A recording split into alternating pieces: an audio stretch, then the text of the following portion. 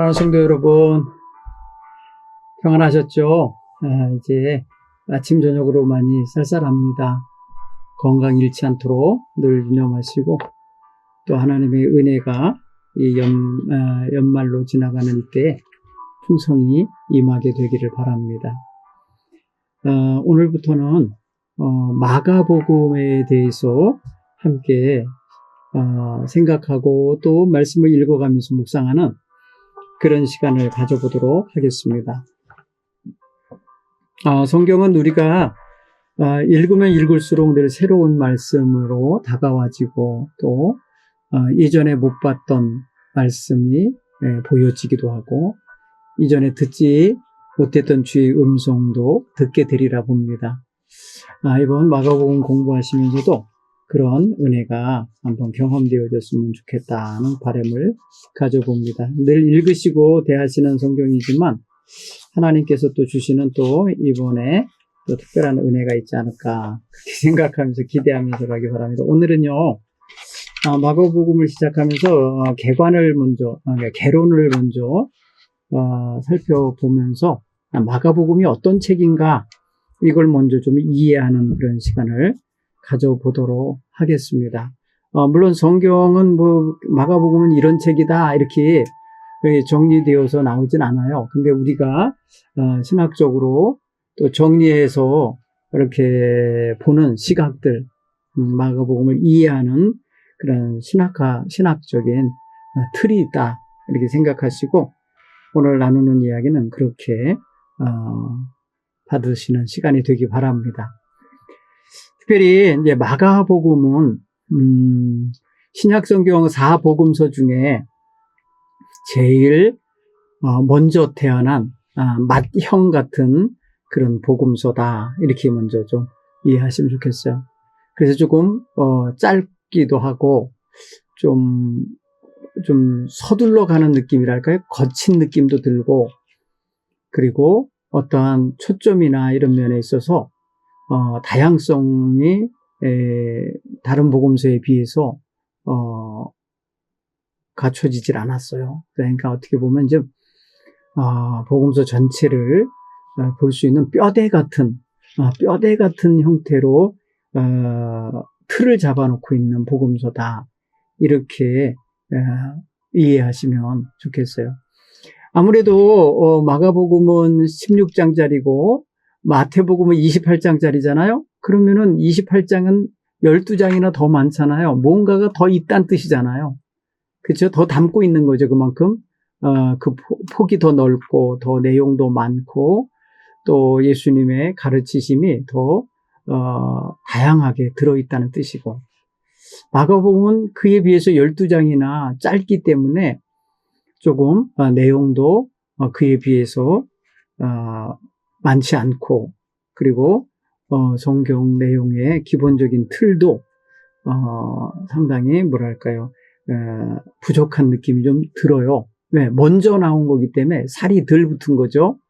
뼈대와 약간의 살이 붙어 있는 형태다 생각하면은 마태나 누가복음은 이 마가복음을 기준으로 잡아서 더 많은 이야기들, 예수님의 가르침과 교훈들이 더 많이 담기게 됐다. 이렇게 이해하면 마가복음은 공간복음서 가운데 뼈대 역할을 해주는 그런 역할자구나. 이렇게 이해하시면 돼요. 먼저 태어났기 때문에 그 나중에 한 20, 30년 뒤에 나온 이런 복음서들에게 좋은 방향타 역할을 해주고 있다는 걸 알 수 있어요. 자, 그래도 마가복음은 아주 중요한 역할을 합니다. 신학자들은 마가복음이 예수님의 슈퍼스타 같은 그런 기적의 역사들을 많이 소개하고 있다. 그걸 특별히 더 많이 하고 있다. 이렇게 보는 그런 시각이 있어요. 왜냐하면 그것 중심으로 마치 기록된 것이냐 다른 이야기들보다 예수님의 기적과 이사 이야기를 중심으로 다루면서 이야기가 전개돼요. 그리고 또 어디에 또 더 이게 초점이 맞춰졌다라고 하느냐면 예수님의 마지막 한 주간의 예루살렘에서의 생활 그 순환당하시고 여러 가지 고난당하시는 이야기들이 부각되고 있는 그런 복음서라는 걸 알 수 있어요. 왜냐하면 앞부분 쪽에 기적과 이적과 슈퍼스타 같은 그런 멋진 이야기를 만들어내신 그런 예수님이 후반부에 가면은 너무나 초라하고 힘들고 고난당하는 예수님의 모습으로 이렇게 비춰지기 때문에 너무 대조적인 거예요. 그래서 순환 이야기 한쪽과 기적 이야기 한쪽이 너무 이게 극대비되는 거거든요. 왜 이렇게 예수님의 이야기를 이렇게 두 개의 축을 가지고 기록했을까 하는 생각을 신학자들은 여러 가지 측면에서 해봤어요. 그래서 예수님의 삶과 예수님의 죽음과 예수님의 부활을 통해서 성경의 기본 복음서가 전하고자 하는 기본적인 메시지들은 얼추 다 담고 있다 이거예요. 그런데 예수님의 어떤 그런 모습을 우리에게 보여주는 모습을 당시에 성도들이 당하고 있는 핍박과 환난 그리고 어려움 속에서 예수님은 이런 분이고 이런 능력자이심을 부각시키려고 하는 의도가 다분히 엿보이는 그런 형태로 편집이 되고 기록이 됐다라는 걸 알 수 있어요.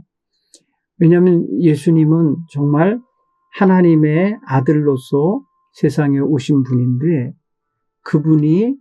그분을 믿는 성도들이 지금 굉장한 핍박과 위기 속에 놓여 있자 사람들이 많이 기독교 신앙을 버리고 배교하거나 예수님을 떠나고 교회를 떠나고 그 핍박을 견디지 못해서 탄식하면서 왜 하나님 우리를 이렇게 버리십니까? 아니면 왜 이렇게 힘든 핍박 속에서 건지지 않으십니까? 이런 의문을 품었음직한 그런 걸 놓고 힘들어했었을 것 같은 당시의 성도들을 교회에 더 굳건히 서도록 그리고 믿음의 길에 더 온전히 걸어갈 수 있도록 하기 위해서 아마도 마가는 짧지만 급하게 이 복음서를 기록했을 것이다 이렇게 짐작을 하는 거예요. 왜? 우리가 믿는 예수님은 힘없고 모자라고 뭐랄까요 세상의 패배자 같은 그런 분이 아니고 하나님의 아들로서 놀라운 기적과 이사를 행할 수 있는 전능하신 하나님의 아들이신 것을 부각시켜 줌으로써 낙심하고 있었던 성도들 예수님에 대하여서 잘 이해 못하고 있었던 사람들이 다 하나님 앞에 더 오래 더 온전히 붙잡혀 있도록 하기 위해서 의도적으로 기적을 베푸시는 하나님 예수님 능력을 행하시는 예수님의 모습으로 우리에게 보여주고 있다는 것을 알 수가 있어요. 그런 면에서 생각해 보면 당시에 교회적 현실 속에서 이 복음서가 탄생했다라는 걸 알 수 있어요. 특별히 이 복음서가 기록되던 시기가 AD 70년경으로 신학자들은 이해합니다. 우리가 일일이 그 시기를 가늠할 어떤 성경적 자료를 그 순간순간에 어제 성경에서 찾아낼 수 있어서가 아니라 이것이 당시에 기독교인들이 핍박과 환난 속에 있었던 시기 그리고 처절한 유대 전쟁 로마를 상대로 한 독립전쟁이 있었는데 그 엄청난 전쟁에 의하여 파괴되고 또 예루살렘에서 쫓겨나고 죽임당하는 이런 엄청난 사건이 있게 되거든요. 그 환난의 시기에 성도들로 하여금 주님의 공동체인 교회를 벗어나지 않고 떠나지 않도록 그리고 믿음을 지킬 수 있도록 어디 가든지 예수 그리스도를 구세주로 믿고 살아갈 수 있도록 하기 위해서 그들을 격려하고 그들에게 희망을 주고 그들이 믿는 예수님이 참된 구원자이심을 드러내려는 목적으로 기록됐을 것이다. 이렇게 신학자들은 이제 읽어내고 있는 거예요. 그 당시 역사적 상황 속에서 마태복음이 주로 유대인들을 상대로 예수가 메시아, 구약에서 예언되어 있던 메시아로서 오신 분이다 라는 것을 강조하는 초점을 두고 있었다고 하고, 또 누가복음은 이방인들이나 당시에 소외되어 있었던 사람들, 외인들에게 예수님이 다가오신 구세주이심을 부각시키는 그런 내용들의 말씀이고, 또 요한복음 같은 경우는 예수님을 영원하신 하나님의 아들로 강조하고 있는 좀 색다른 필체지만은 그런 예수님을 그렇게 설명하고 있는, 예수님이 누구다라고 하는 걸 설명하는 그런 측면이 강한 반면에, 마가복음은 예수님이 세상에 하나님 나라를 소개하고 그 하나님 나라로 인도하실 분으로 설명하고 있어요. 그러니까 구원자인 것을 드러내는 그런 복음서라 할 수 있어요. 그래서 이 마가복음 1장 1절이 바로 그렇게 말해요. 예수님에 대해서 뭐라고 말하냐면 하나님의 아들 예수 그리스도 복음의 시작이다, 이렇게 하면서 예수님을 하나님의 아들이라고 확실하게 선포하는 것으로 첫 마디를 시작하고 있어요. 그래서 예수님은 마가복음을 통해서 우리에게 처음 소개되는 것, 그 다음에 우리는 지금 마태도 읽고 누가도 읽고 요한복음도 읽고 있지만 마가복음이 나올 당시에는 마가복음밖에 없었다니까요. 그러니까 마가복음만을 접하는 사람들에게 있어서 예수님은 하나님의 아들이고 예수님은 자신의 생애와 가르침을 통해, 특히 자신의 죽음과 부활을 통해 구약의 모든 예언, 약속이 이루어지고 소망이 이루어졌음을 드러내고 계신, 그래서 하나님의 백성이 오랫동안 고대하고 바라던 새 시대를 열어주신 그런 예수님으로 소개되고 있는 거예요. 그래서 마가복음 1장 14절로 15절 보면은 예수님이 갈릴리에 오셔서 선포한 이야기가 있어요. 첫 번째가 하나님의 복음을 전파하여 이르시되, 마가는 이렇게 표현해요. 예수님께서 하나님의 복음을 전파하여 이르시되 때가 찼고 하나님 나라가 가까웠으니 회개하고 복음을 믿으라 하시더라. 이렇게 하나님의 복음을 선포하시는 그러한 예수님으로 소개하고 있습니다. 이게 아마도 마가복음의 요절 같은 말씀이다, 이렇게 생각하셔도 좋겠어요. 하나님의 복음을 선포하고 계신 예수님.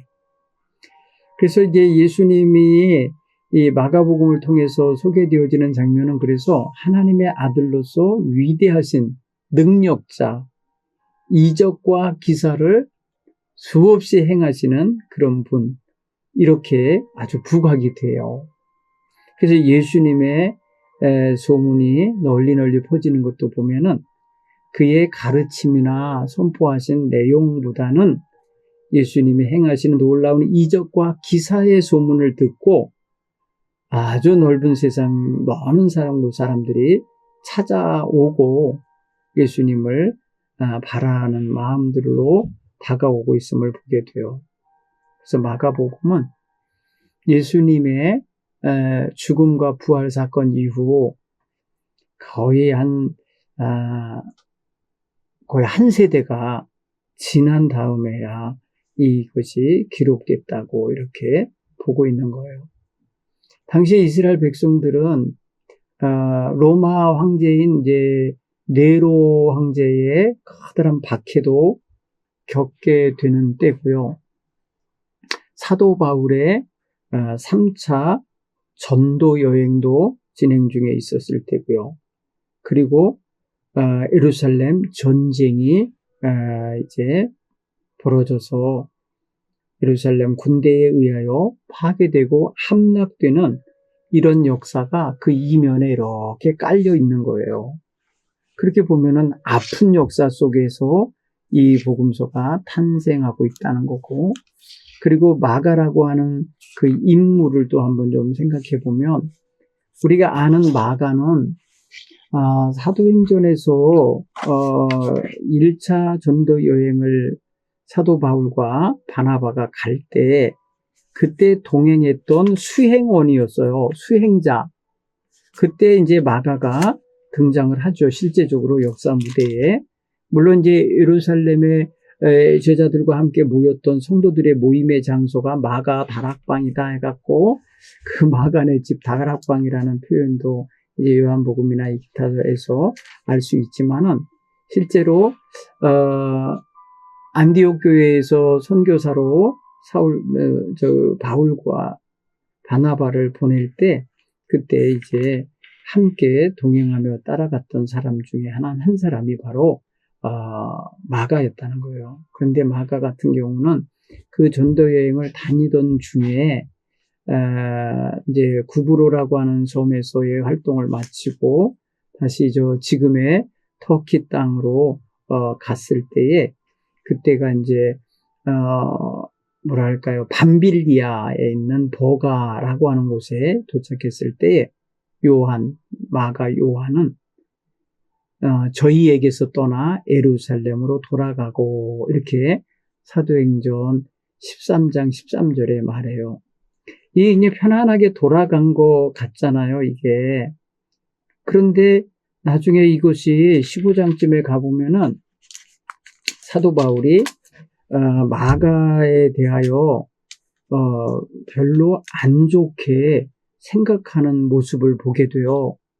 그걸 보면은 이 마가가 전도 여행 도중에 일행에게서 떠나가 버린 것에 대하여 끝까지 동행하지 못한 것에 대해서 사도 바울은 불편했던 것 같아요. 그런데 바나바라고 하는 사람은 자기 생질이자 조카 같은 사람이거나 사촌인 사람일 텐데 이 사람은 그래도 조금 마가에 대해서 호의적인 마음을 그래도 품고 있었어요. 그래서 다시 2차 전도 여행을 가려고 할 때에 바나바가 우리 마가 요한도 좀 데리고 다시 가자 그랬을 때에 바울이 밤빌라에서 자기를 떠나 한 가지로 일하러 가지 아니한 자를 데리고 가는 것이 옳지 않다. 이게 사도행전 15장 38절에 나오는 말이에요.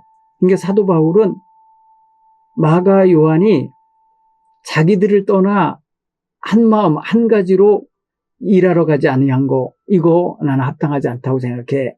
그때 나는 데리고 갈 수가 없어. 이렇게 부정적으로 생각을 합니다. 그러니까 마가는 사실 그런 대우를 받을 수밖에 없도록 자기가 처신을 한 거예요. 근데 이날 서로 심히 다투어 갈라서는 일이 벌어질 정도의 마가 때문에 사도 바울과 바나바 사이가 벌어져 버려요. 이 마가를 데리고 갈 거냐 말 거냐를 놓고 결국은 서로 헤어져서 두 사람이 함께 갔으면 시너지 효과가 더 크게 났었을 텐데 이 마가를 동행시키고냐 말 거냐 때문에 그만 갈라서고 분열이 일어난 거예요. 참 어떻게 보면은 마가는 그런 인물이었던 거예요. 또 혹자들은 신학자들은 마가가 예루살렘 공동체에 마가 다락방을 중심해서 이루어진 마가복음에 마가가 소유한 집에 그 다락방에서 주로 모였던 예루살렘 공동체의 일원으로서 있었기 때문에 사도 베드로의 영향을 받았을 거다. 사도 베드로의 제자가 됐을 거다. 이렇게 이해하는 분들도 있어요. 왜냐하면 예루살렘 공동체의 일원으로 이해하기 때문에 그럴 거예요. 근데 실제로 이 전도 여행을 다닐 때 바나바의 후원을 받으며 동행을 했어요. 그리고 난 다음에 훗날 보면은 사도 바울은 디모데와 편지를 나누면서 누굴까요? 마가를 자기에게 올 때 데리고 와달라고 부탁하는 장면이 있어요. 그를 보면은 마가가 디모데도 아는 사람이겠거니와 마가가 사도 바울에게 이제 다시 총망받는 사람으로 변해 있음을 알 수 있어요. 그가 나에게 유익하다 이렇게 표현하면서 너 올 때 꼭 데리고 와달라 이렇게 특별히 부탁하는 것을 보면은 아마도 마가는 이제 사도 바울의 복음 전도에 있어서 좀 도움을 줄 수 있었던 사람인 게 분명해요. 그러면 이런 이야기의 증거가 어디에 나오느냐면요. 디모데후서 4장에 나와요. 디모데후서 4장 9절에 디모데에게 편지를 볼 때 좀 사사로운 부탁을 하는데 이렇게 해요. 너는 어서 속히 내게로 오라. 대만은 이 세상을 사랑하여 나를 버리고 데살로니가로 갔고 그레스게는 갈라디아로 디도는 달마디아로 갔고 누가만 나와 함께 있느니라. 네가 올 때에 마가를 데리고 오라. 저가 나의 일에 유익하니라. 이렇게 디모데후서 4장 11절에 보면 디모데가 변한 새 사람 되어 있는 증거예요. 그 까다로운 사도 바울의 눈에 내 일에 유익한 자니라.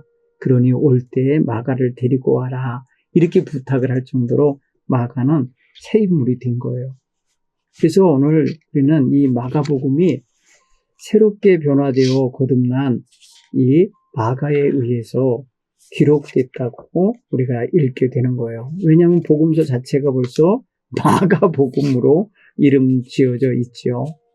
마가는 아마도 예루살렘 공동체에 있으면서 여러 사람들을 통해서 예수님이 행하셨던 기적적인 이야기들을 많이 전해 듣는 기회가 생겼을 거예요.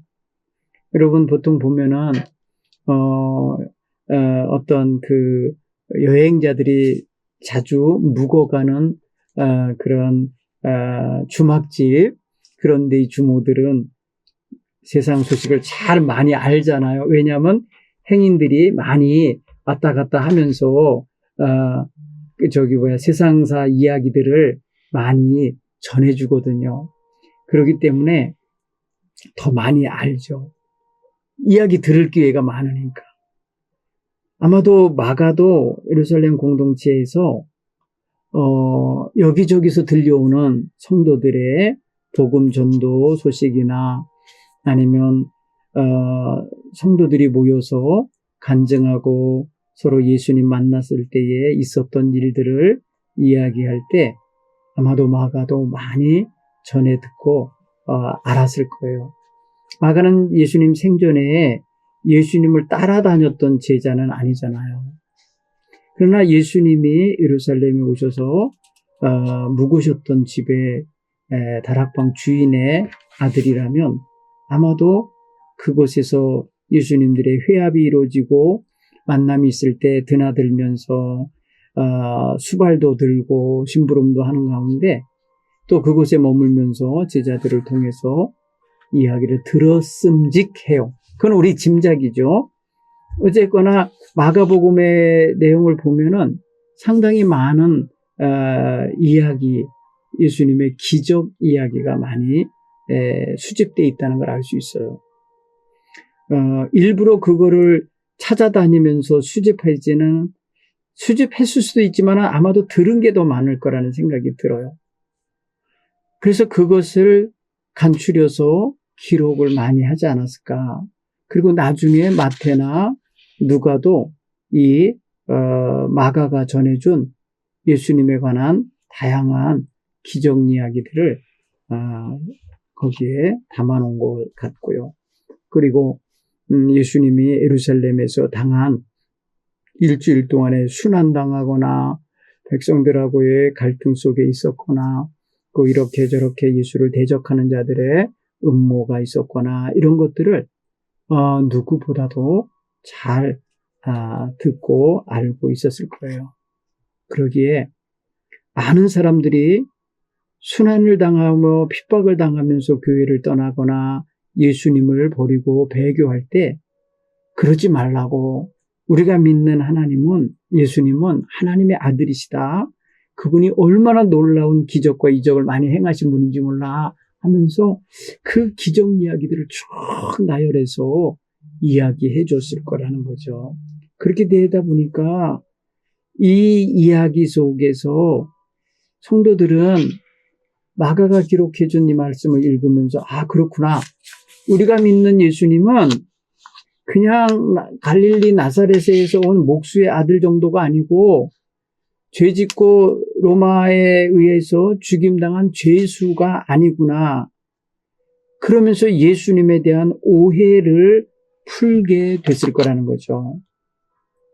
당시에 예수님에 대하여 사람들이 나약한 존재, 아니면 로마 군인들에 의하여 죽임당한 죄인, 또 유대 공동체 지도자들이 퍼뜨리는 예수님은 이단자요, 또 율법과 성전을 모욕한 자요, 하나님의 신성을 모독한 자, 뭐 이런 오해의 말들로 인해서 온전히 예수님을 바르게 이해하지 못할 수도 있잖아요.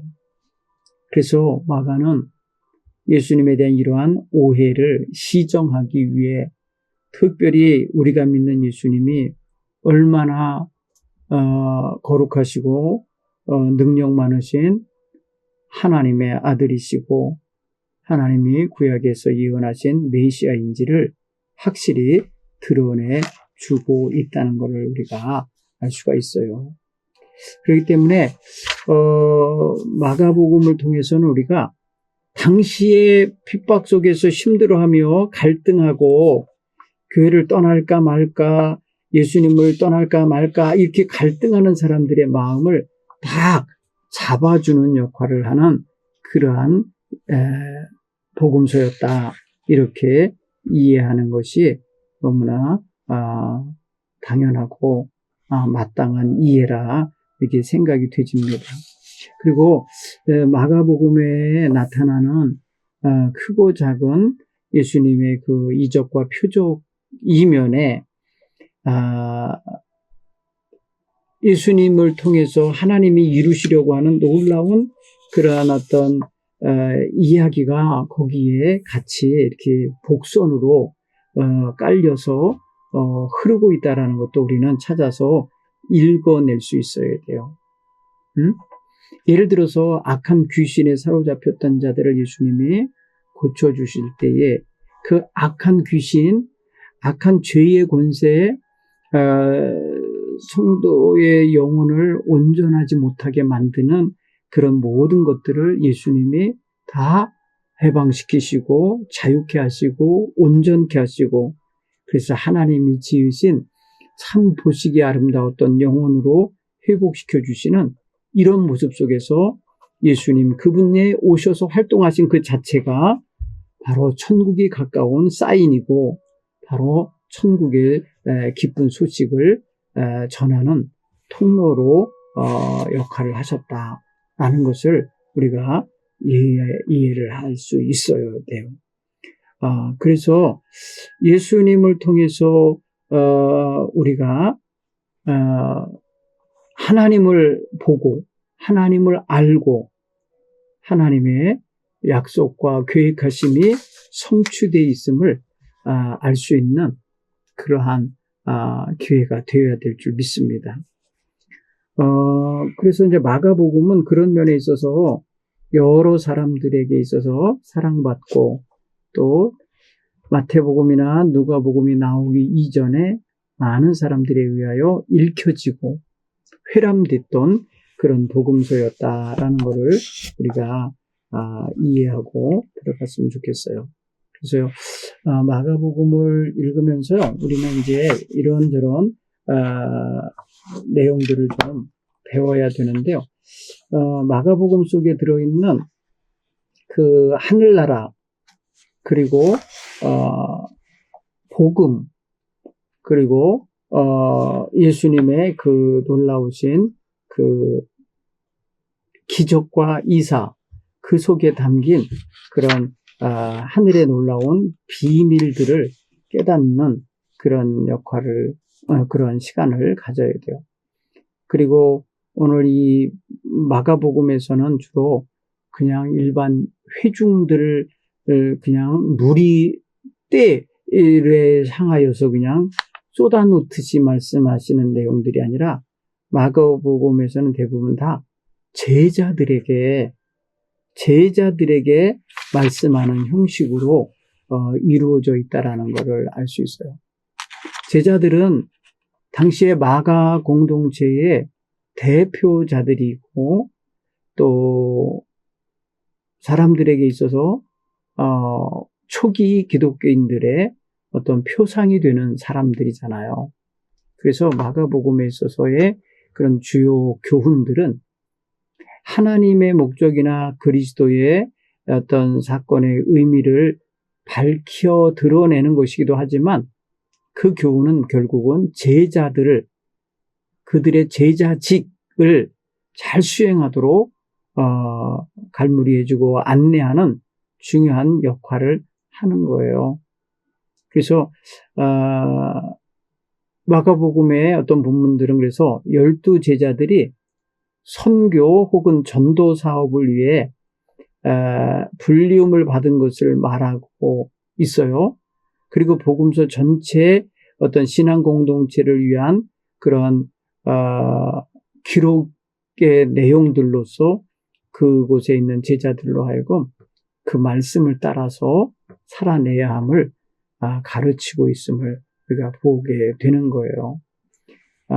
그래서 예수님이 체포당하시고 신문당하고 죽임당하시는 이 모든 것이 당시에 교인들에게 기독교인들에게 상당히 좌절스럽고 뭐랄까요 실망스럽고 두려운 그런 사건인데도 그것을 통해서 하나님의 아들이 마땅히 그렇게 하셔야만 하나님의 뜻을 이루는 것이고 하나님이 구원하시려 하시는 그 구원의 도를 그 희생 속에서 이루시고 계신 것을 알게 해줌으로써 우리 예수님이 힘이 없고 나약해서 실패자가 된 게 아니고 하나님의 뜻에 의하여 제물이 되시고 어린 양이 되셔서 그렇게 우리를 구속하시고 대속하신 거구나. 이거를 강하게 알게 해주고 있는 거예요. 그래서 어떻게 보면 마가복음은 급하게 기록되고 거칠게 정리된 그런 복음서지만 상당히 목회적인 목적에 의하여 기록됐다는 사실인 거예요. 왜? 교회의 주된 멤버들이 되는 성도들이 흩어짐을 면해야죠. 아무리 핍박이 와도 이겨내야죠. 그러려니까 예수님이 능력자이신 것, 예수님이 하나님의 아들이신 것, 그의 고난과 죽으심은 하나님의 뜻을 이루시는 것, 이런 것으로 강조하고 가르쳐야 하는 거죠. 오늘 우리는 그래서 마가복음을 읽으면서 당시에 그 당시만 해도 벌써요. 그런 핍박도 있고 환난도 있지만은 거짓 메시아에 대한 어떤 개념을 이렇게 퍼뜨린 자들이 있단 말이에요. 좀 이단적인 요소가 이렇게 또 들어와 있었고요. 그리고 예수님이 이제 당시에 이제 신학적으로는 가연설이라 하는데 육신을 입고 오신 게 아니라 육신처럼 보이는 영이 육신처럼 보이는 모습으로 오셨다는 식으로 이렇게 포장하는 그런 식의 이단 사상들도 있었거든요.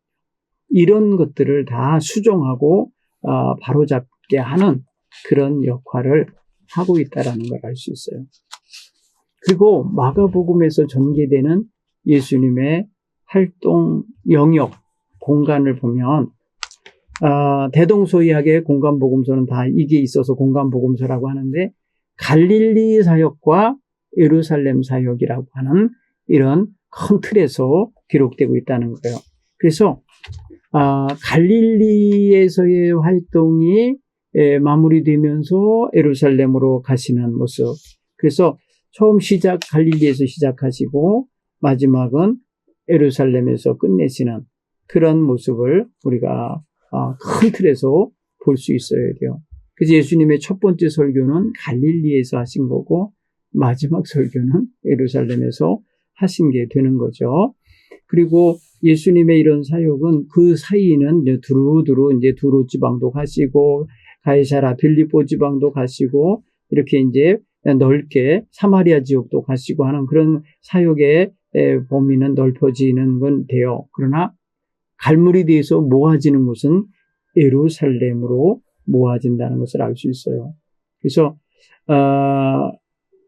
예루살렘은 많은 사람들에게 있어서 당시에 종교적 중심지고 정치적 중심지이기 때문에 그게 마치 시골 사람들이 서울 간다 하는 그런 개념을 가지고 갈릴리 사람들도 지방에서 예루살렘으로 가는 게 커다란 행사가 되고 또 그런 어떤 즐거운 여행이 되는 게 성경을 통해서 드러납니다. 그래서 이 마가복음 가만히 보면 근데요, 갈릴리 지역의 이야기들은 상당히 이제 이게 긍정적으로 많은 성도들을, 많은 백성들이 예수께 찾아오고 만나지고 치유가 일어나고 말씀이 선포되어지는 그런 모습이 긍정적으로 언급되고 있는 반면에 예루살렘은 상당히 부정적으로 언급되고 있다는 걸 알 수 있어요. 왜냐하면 예루살렘 사람들은 교만하고 거칠고 내지는 완악하고 종교적 어떤 그런 형식주의에 빠져 있고 그런가 하면은 예수님에 대하여 적대적인 태도를 보이고 있고 핍박을 자행하는 그룹들이 거기 들어앉아 있고 하니까 상당히 예루살렘에 대한 이미지와 그런 어떤 표현들이 좀 부정적이다 하는 것을 알 수가 있습니다. 자, 그런 면에 있어서 우리가 이제 예수님의 사역이 갈릴리에서 예루살렘을 향하여 갈 수밖에 없는 거예요. 왜? 거기 가셔서 예수님은 마침내 하나님의 뜻인 십자가를 지시고 거기서 모든 것을 정돈하셔야 되기 때문에 그래요. 그리고 이제 마가복음을 통해서 우리가 또 이렇게 생각해 봐야 될 것은 그 말씀 속에 담겨 있는 메시아 사상을 우리가 조금 주목해서 공부할 수 있어야 될 거예요. 예수님이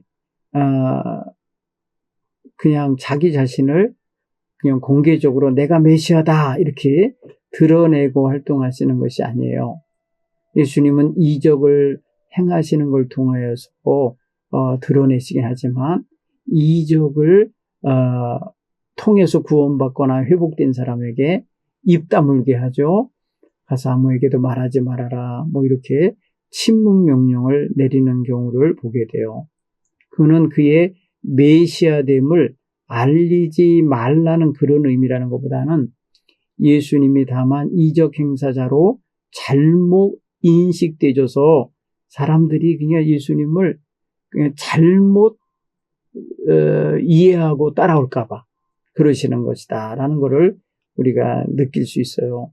왜냐하면 여기 있다 저기 있다 하면서 예수님의 어떤 그런 슈퍼스타적인 그런 활동들이 이렇게 전파되면 사람들은 정말 구원자이신 예수님을 메시아로 인식하여 초점을 맞추기보다 당장 아쉬운 자기들의 병 고치는 분 내지는 뭐 이런 기적을 베풀어서 귀신을 내쫓아주는 그런 존재로만 머리에 인식을 할까 봐서 그러는 거예요. 그러니까 오늘날도 보면은 예수 믿으면 병 고쳐져요. 예수 믿으면 뭐 부자 돼요. 뭐 예수 믿으면 성공해요. 이런 식으로 예수님을 소개하는 거는 굉장히 대단히 위험한 거예요. 왜? 예수님을 잘못 인식시켜 줄 수가 있어요. 사람들에게. 그래서 우리는 예수님은 죄에서 우리를 구원하시는 구원자이시고 하나님 나라로 우리를 인도하시는 인도자이신 것을 우리가 제대로 알게 하려면 처음 복음을 전할 때에 예수님에 대하여 어떤 기적 행하고 우리의 아쉬움을 달래줄 그런 분으로 소개하기보다 그분 그 자체로 하나님의 아들이시고 우리를 구원하러 오신 구세주로서 온전히 예수님을 인식하도록 우리는 가르쳐야 할 필요가 있어요. 그렇죠? 그런 면에 있어서 오늘 우리가 예수님에 대한 그런 시각을 우리가 마가복음을 통해서 다시 한번 좀 생각하는 기회를 가졌으면 좋겠어요. 그리고 또 마가복음에는 등장하는 제자들의 뭐랄까요, 그 모습을 이제 성경에서 이렇게 이야기해 주고 있는데요. 물론 이제 예수님의 제자들을 보면은 뭐 이렇게 이제 알다시피 어부 출신의 사람들도 있고 사회의 어떤 그 하이 클래스의 사람들이 아니라 일반 아래층의 하층민들 속에 들어 있었던 생활을 하는 사람들이잖아요. 그런 사람들에 대해서 예수님은 한 사람 한 사람 부르셔서 제자로 세우시고 예수님을 따르게 하는 데 있어서 그들을 믿고 그들을 또 지지해주고 또 그들을 다시금 역할을 감당하도록 세우시고 또 자기와 함께 하시고 또 가서 말씀도 전하게 하고 더 나아가서는 능력을 덧입히셔 보내실 때 귀신도 내어쫓는 권세까지 주셔서 보내고 계신 것을 보면 마가복음에서 말하는 제자들의 이 위치라 그럴까요? 역할이라 그럴까? 이런 걸 보면 예수님의 동역자라는 걸 알 수 있어요. 예수님의 동역자. 어느 날 예수님께 찾아와서 예수님 당신의 형제자매들이 와서 이렇게 찾습니다라고 할 때 예수님이 그러잖아. 제자들을 둘러보면서 여기 있는 이들이 나의 형제요, 자매요, 어머니다. 이렇게 말씀하시면서 가까이 있는 그들을 특별한 하나님의 나라의 한 가족으로 이해하고 계시고 또 제자들에 대해서도 그런 어떤 위치에 세워주고 계신 모습을 보게 돼요. 예수님은 상당히 그러니까 제자들을 이렇게 무시하거나 이렇게 깔보거나 뭐 이런 입장이 아니라 상당히 자신의 한쪽 편을 이렇게 감당해 줄 그런 파트너로 생각하고 있다라는 것을 우리가 알 수 있습니다.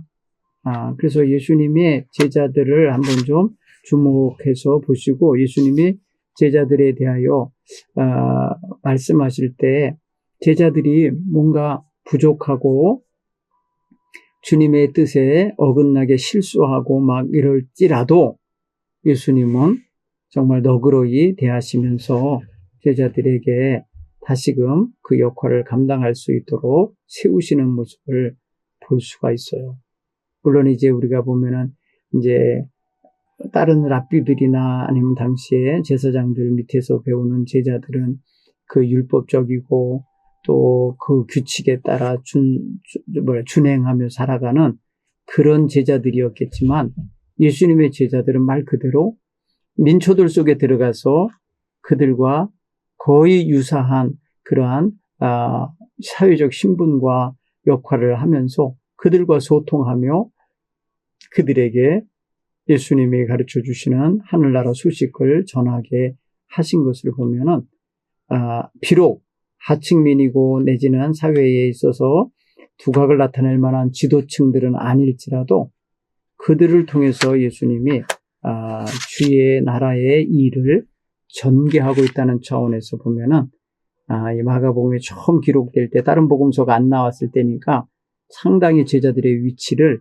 굳건히 세워주고 계신 그러한 복음서라는 것을 우리가 알 수가 있습니다.